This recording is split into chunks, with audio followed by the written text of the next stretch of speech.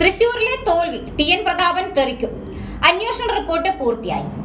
തൃശൂർ ലോക്സഭാ തെരഞ്ഞെടുപ്പിൽ ബി.ജെ.പിക്ക് വോട്ട് മറിച്ചതിനെ തുടർന്ന് തൃശൂരിൽ കോൺഗ്രസ് 3ാം സ്ഥാനത്തായതിന്റെ പേരിൽ കെ.പി.സി.സി വർക്കിംഗ് പ്രസിഡന്റ് ടി.എൻ. പ്രതാപനെതിരെ കടുത്ത നടപടിയുണ്ടാകും. പരാജയം അന്വേഷിക്കാൻ കെ.പി.സി.സി നിയോഗിച്ച സമിതി ഈ ആഴ്ച നൽകുന്ന റിപ്പോർട്ടിൽ ടി.എൻ. പ്രതാപൻ, കെ.പി.സി.സി എക്സിക്യൂട്ടീവ് അംഗം അനിൽ അക്കര, മുൻ ഡി.സി.സി പ്രസിഡന്റ് ജോസ് വള്ളൂർ തുടങ്ങിയ പ്രമുഖരാണ് പ്രതിസ്ഥാനത്തുള്ളത്. തെളിവെടുപ്പിനെത്തിയ കെ.പി.സി.സി, ഡി.സി.സി ബ്ലോക്ക് പോഷക സംഘടനാ ഭാരവാഹികൾ ഇവർക്കെതിരെ ശക്തമായ പരാതികളാണ് ഉന്നയിച്ചത്.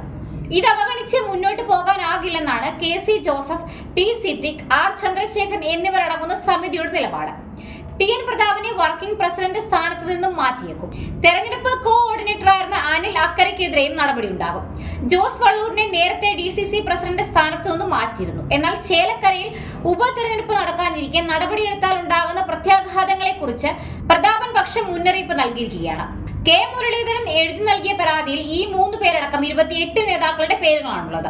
ഡി.സി.സി സെക്രട്ടറിമാരായ കെ. ഗോപാലകൃഷ്ണൻ, ലൈജു സെബാസ്റ്റ്യൻ, ടി.എം. രാജീവ്, ടി.എം. ചന്ദ്രൻ, INTUC ജില്ലാ പ്രസിഡന്റ് സുന്ദരൻ കുന്നത്തുള്ളി, അരവിന്ദൻ പല്ലത്ത്, സിജോ ജോർജ്, റിസൻ വർഗീസ്, ഗോപപ്രതാപൻ എന്നിവരുടെ പേരുകളുമുണ്ട്.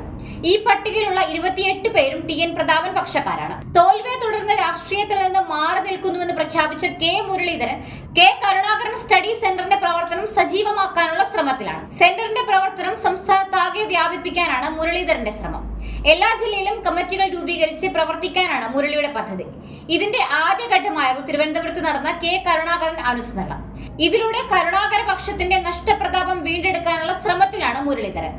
എന്തായാലും തൃശൂർ മണ്ഡലത്തിലെ പരാജയത്തോടനുബന്ധിച്ച് കോൺഗ്രസിൽ ഉണ്ടായിരിക്കുന്ന പൊട്ടിത്തെറികൾ ഉടനൊന്നും അവസാനിക്കാനുള്ള സാധ്യതകളില്ല എന്നുള്ള സൂചനകളാണ് നേതാക്കന്മാർക്കിടയിലെ വിഴുപ്പലക്കലിൽ നിന്നും വ്യക്തമാകുന്നത്.